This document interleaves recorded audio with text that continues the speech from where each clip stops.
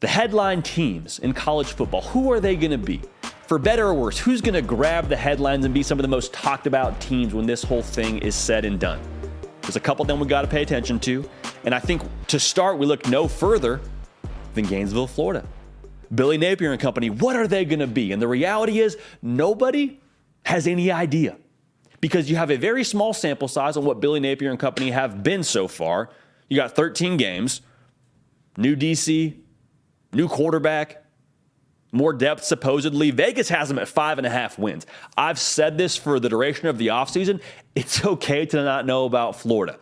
But the fact of the matter is they're in the SEC. They're a very visible brand. You got a coach going into year 2. You got a transfer portal quarterback. So nobody is going to have a soft opinion on Florida. They're going to lean one way or the other, I think, pretty drastically.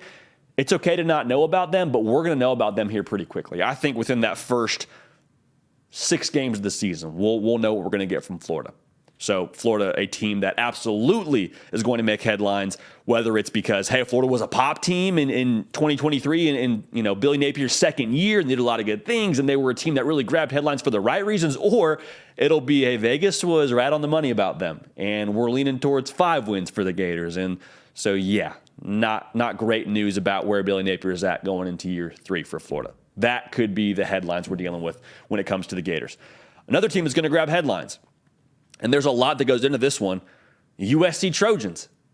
The best way to define this one for me is, hey, bright lights, big city, Heisman quarterback. All those things married together to equate to, yeah, you're going to grab headlines. And last year, they were a preseason storyline, but a lot of people kind of lost track of USC because they played so many games at night on the West Coast, which means a lot of the good people in the southeastern region of the United States were in bed and getting ready for Sunday by that time. So for Clemson, we'll talk about Clemson in a second. For USC, again, no more snoozing on them when it comes to college football playoff. Actually, it's college football playoff or it's a failed season for USC. They have the best odds to win the Pac-12. They're in the top 5 in terms of winning the national title. USC has enormous expectations for 2023. And Caleb Williams is a major reason why. He's there for one more season.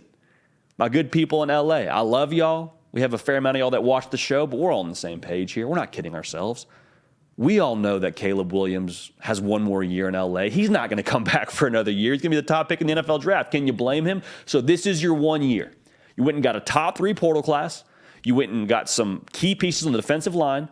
And you got Caleb Williams, who's going to put on a show for the duration of the entire season. How much are you able to get out of that? How much are you able to get out of a generational talent that is Caleb Williams? USC will make headlines, and I believe it'll be a story that we cover in depth from game 1, not just when it comes to November. So USC, absolutely a headline team when it comes to this 2023 season.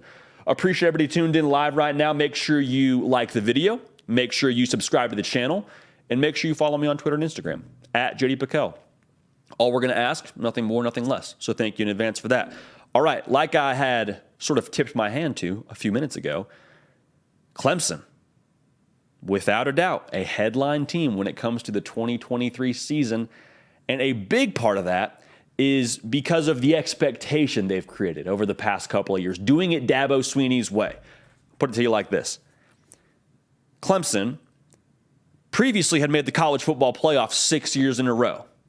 So you sort of, by Pavlovian dog's theory, create an expectation for this fan base. Hey, we just made the college football playoff.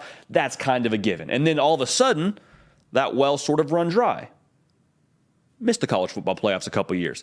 And so it's this thing where you previously were really putting a lot of chips into the Dabo's way is the way basket. That was what you were believing in.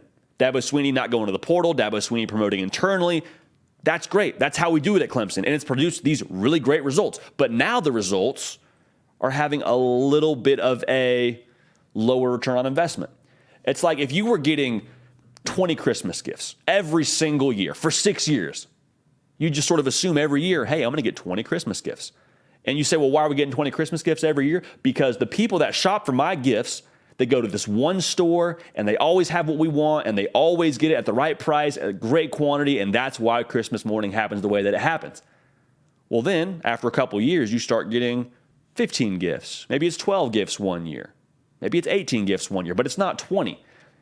And so previously you were talking so highly about this store that you were going to and the way that you were shopping for these gifts. And now you're saying, well, you still stop shopping at the same store? Well, yeah. Yeah, still going to the same store. I'm doing the same thing. Well, maybe we need to reassess that. And that's what's now getting the pressure now, is Dabo Swinney's way of doing things. You hear sort of the rumblings in the background of maybe they should go to the portal a little more. Maybe they should dip their toe into those waters. Maybe they shouldn't just promote internally for their coordinator hires. And to Dabo Swinney's credit, went and got Broyles Award-winning offensive coordinator from TCU, Garrett Riley, now to call the offense. So what I'm trying to say is the headline is going to be a lot about Dabo Swinney and his way of doing things at Clemson. Is it evolved enough with modern college football, or do they need to switch things up with how they go about their business? I'm curious to see it. But Clemson, without a doubt, is going to be a headline team for the reasons that I just mentioned to you, because the bar is set so high down there in Clemson, South Carolina. Now, Oklahoma, another headline team we got to talk about here. There is no in-between opinions on Brent Venables and his team. They won 6 games last year. Doesn't matter that they lost 5 of those games by 1 score. Nobody remembers that. Everybody's saying Brent Venables, not a head coach. Or if you're saying he's not a head coach, you're saying, well, it's been 1 season. Let's give him some time, which is where yours truly would fall on that. But there's, again, no in-between opinions. They're saying he is a head coach. He's not a head coach.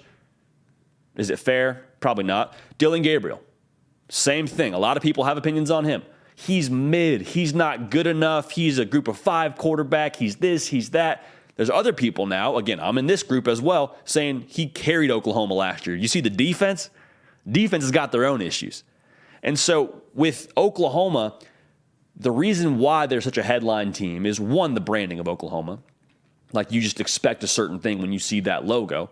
The other part of this is Vegas has put Oklahoma at 9.5 wins for their over-under win total. I'll put it to you like this. I told this story on one of our previous live shows, but my wife and I were driving back from Atlanta for Mother's Day, and she says, let's listen to the hard count. I said, I love you so much. Great, we're putting it on. And we get to the end of the show where one of y'all asked a question about the over-under win total for Oklahoma. And I said, right now, it's May. We're not going to dig too deeply into this, but they have a lot of talent. They shored up that defense. I'm going to lean over 9.5 wins for Oklahoma. I'm going to lean towards 10 wins. And up to this point, my wife had just sort of enjoyed the podcast and listened along and thrown in comments here and there that were, encouraging.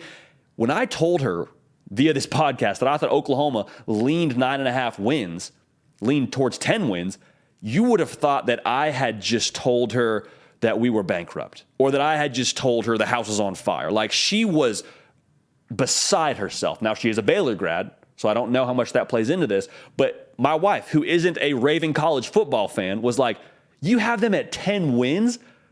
What are you on? And same thing, go to my church group like that next week. Talk to a buddy who listens to the show. So shout out Jack if you're listening right now. And he says, you're over 9.5 wins? Dude, come on now. Come on, I like the show, but over 9.5 wins, that just goes to show you now. There is a lot of people with opinions about Oklahoma, and a lot of it is relative to the bar that Vegas has set for them. So Oklahoma, they're going to be a headline team. We're going to find out a lot about Brent Venables, what they did through the portal, and how much that boosts them in 2023. Last headline team I got for you. We go all the way out to College Station, Texas, and take a look at the Texas A&M Aggies. Now, A&M went 5-7 last year, and everything about A&M, the reason why they're a headline team, is all about packaging. Talent plus branding equals attention. Let me put it to you like this. I'm going to throw 3 teams at you. Tulsa, Vanderbilt, Arizona. All 3 of those teams also went 5-7 in 2022. And you're saying, JD, that's great. Why are you telling me that? Well, I'm telling you that because probably that wasn't a known thing, that all 3 of those teams went 5-7. Why isn't that a known thing? Whereas everybody and their mama knew A&M went 5-7 because of the branding of a school like Tulsa and the talent at a school like Vanderbilt, no shade, and the talent at a school like Arizona. Like, A&M has recruited at a really high level. A&M, the brand, they're in the SEC, Jimbo Fisher, like everything, the aura of Texas A&M is going to get attention. And you pair that with talent, you get expectations, and you get attention. So with great recruiting, with great talent, comes great responsibility, comes great expectations. And A&M, last year at least, did not meet expectations by any stretch of the imagination. Actually, very much so, went under expectations. And so for A&M, they obviously have hired Bobby Petrino to call the offense, and they're going to see if they can't just tinker with that formula just a little bit, and Connor Wegman going to be the quarterback. And there's a lot of attention. There's a lot of eyeballs on Texas A&M right now for the reasons I just told you. Talent, branding, in the SEC, all that. A&M, whether they succeed to great heights or whether they go and just make a bowl game or win 7 games, like, there's going to be attention on them. They will make headlines. Promise you that. So those are our headline teams for you. We got Florida, USC, Clemson, Oklahoma, and the Texas A&M Aggies. All of them will be in the headlines one way or another. Hey y'all, thanks so much for watching. Subscribe to the channel here to make sure you don't miss an episode of The Hard Count. Also be sure to check out other videos on the On3 YouTube channel.